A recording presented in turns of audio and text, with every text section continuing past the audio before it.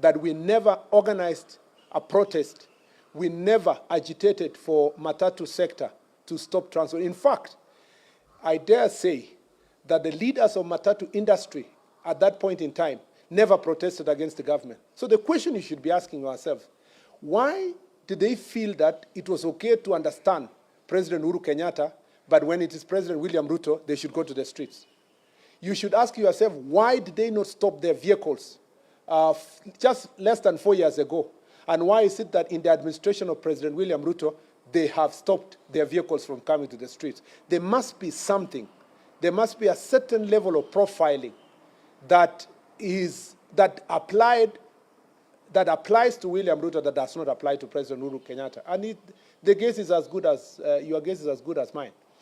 If you will give us credit for those who were opposed to the administration that time, you must give us credit for using constitutional means and using the floor of the House and giving alternative suggestions to how to handle the fuel crisis. We never organized one protest, no life was lost, no supermarket was looted, no person was targeted to be killed as a result of the higher fuel prices less than 5 years ago. So I am very proud of my record and the statements I made in the Senate just about 5 years ago. And I'm very proud of how President William Ruto handled his opposition to how government was running its affairs in the last 5 years. I wish current opposition would emulate him instead of organizing violence and so forth. And I am just asking the most simple thing. Please, the transport sector, the way you understood President Uhuru Kenyatta and never went on strike just less than 5 years ago, that is the same way you should understand President William Ruto because he's in office. Number two is that how can we ensure that in future protests do not lead to loss of life? It's just by ensuring that protests are protests. They are not criminal activities, acts of crime, looting, robbing people of their property, burning of property. As long as we stop, and I see you in the media, reporting that protesters, I saw one today, protesters in Naivasha burned 2 vehicles. Those are not protesters. Protests is constitutional. Protest is presupposed to be peaceful. Burning of 2 vehicles, the media should be able to profile the way it should be, to say criminals burn 2 vehicles in the name of protest.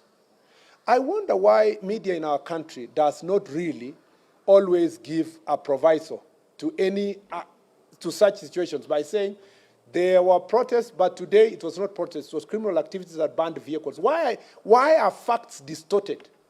Why are facts distorted? And sometimes protesters were killed. Probably criminals who were looting were killed. They were not protesters. So let us characterize any peaceful protest will be protected in this country. And I don't think any one life will be lost in a situation where the protest is peaceful. So let it be protests, not criminal activities, and life will not be lost. The last thing I'll say is that who are these politicians we are talking about? The investigations are not going, but the incitements, the people who have been inciting, particularly that the former deputy president is on record inciting people who have a different opinion and telling people in his backyard that anybody who is having an alternative political opinion supporting President Ruto is a traitor, and the traitors must be punished. So the understanding of his supporters perhaps is that you must attack physically traitors, and he will be held personally responsible. And all other politicians who are engaging in these acts of violence will personally be held responsible. I see sometimes some of these politicians speaking about ICC, take this one, ICC, and so forth. I don't know if they know that they are making their bed now and they will lie in it. So it is important for every one of us to become aware of of their own acts. And we will take the necessary legal steps to bring all of them to face the law. I know even the banning of the UDF officers in in Wote, in Makweni, was organized by politicians. And the investigations are not going. So just give the DCI a few more hours, and those who are personally responsible will be held to account. I think I have answered all the questions. Yeah, I'm seeing somebody somewhere there. Yes, last one. Sorry, because you guys also indulged us by waiting for over an hour. I am indulging you by taking more questions.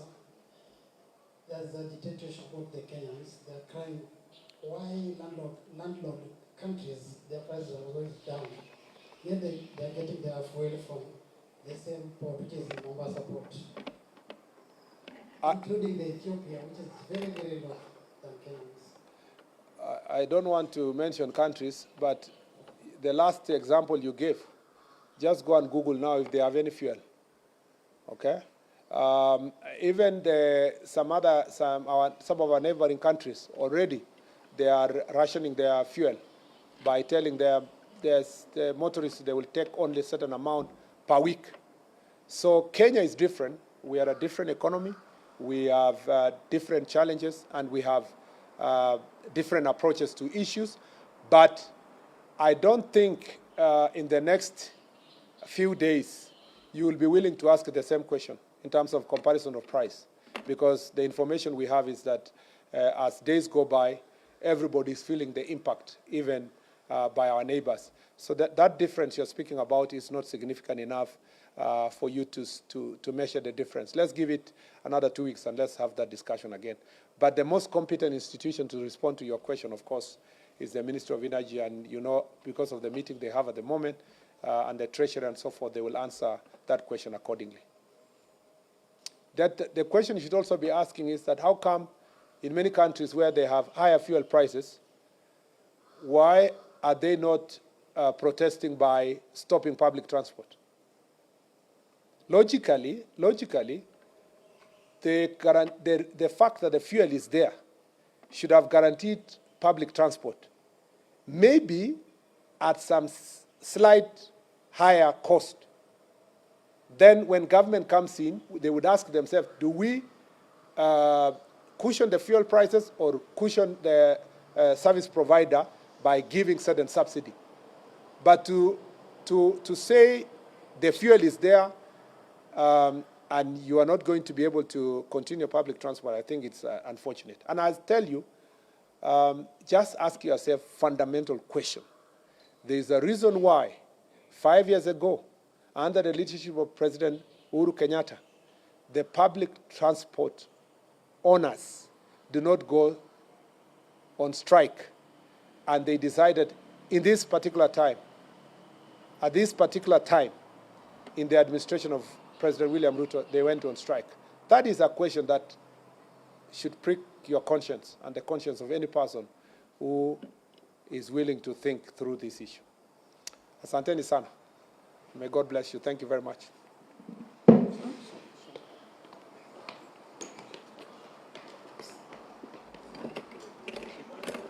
Yeah. You'll keep the tablet. Yeah. Phone line in here. Give me the